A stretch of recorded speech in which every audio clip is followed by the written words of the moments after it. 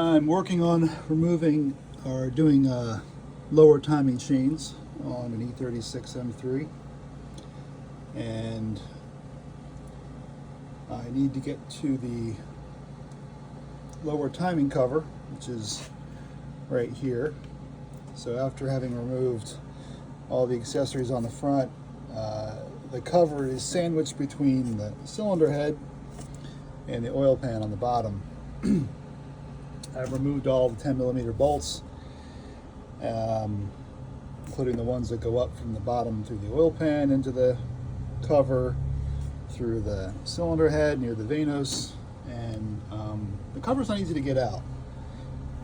This is a car with 170 some thousand miles, and it's a 1998. So you don't want to whack at the cover too hard. You can crack it. So my attempt here is to try to remove it using a puller. So I got this puller set up, and what that's going to do is pull on 3 of the 4 bolts for the water pump, and it's going to press against the inside of where the water pump goes against the iron block. So it's should be pretty sturdy for me to pull this against. I'm going to do it very gently. I don't want to crack here where it's pulling on the small studs. What I also did was remove 2 of the dowel pins. Right there is one that I removed, that hole right there. And then on this side, right there. And those pins look like this once you tap them out. They came out really easy with a punch that has a small point to it. So the point will make a little dent in the dowel, and it won't let the punch move around too much, because at least on this side it was pretty blind. I couldn't quite see what I was doing. I didn't want to punch into the aluminum cover. So you get those dowels out pretty easily, and then you attach this harmonic balancer or other type of pulley removal tool, and we're going to see if that kind of breaks the seal on the cover against the block.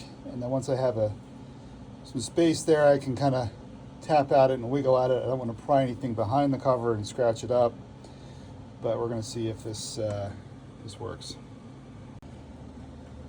So just by turning by hand, I've already got some coolant leaking out, so I know I've got a space opening up at least near the water pump for fluid to come out. So I think I'm making some progress. Just turning it by hand, and you can see this is already starting to work.